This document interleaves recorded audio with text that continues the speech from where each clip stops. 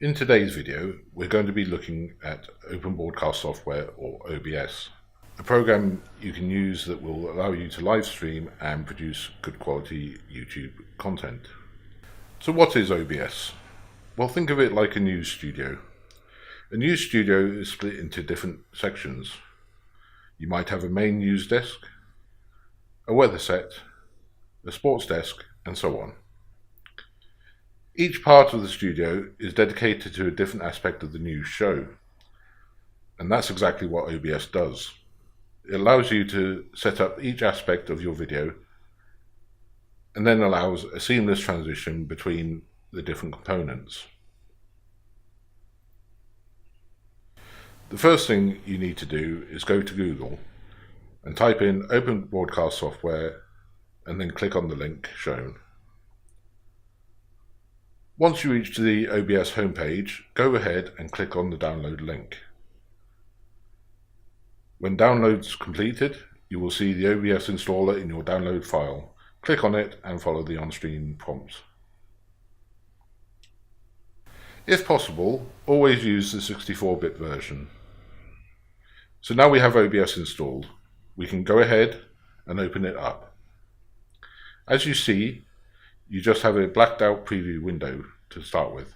But before we look at setting up a video, let's look at the OBS settings. The first tab is the general settings.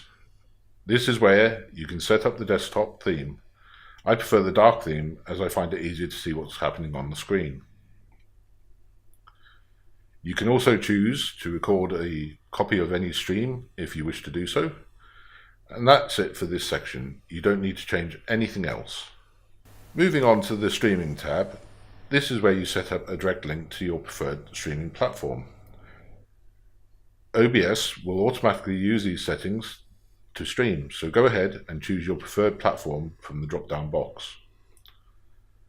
Then choose the closest server to your actual location and enter your stream key. You'll find your stream key in the account section of your streaming platform settings. Remember, never show your stream key online as this may compromise your account. Next we have our output tab. This is where you will set up the output OBS will use to record and stream your content. First switch to the advanced tabs and you will see three tabs: streaming, recording and audio. On the streaming tab, set the encoder. I use the NVIDIA encoder, but if you wish to utilize your processor instead, use the X264 encoder. Set the rate to CBR, or constant bit rate.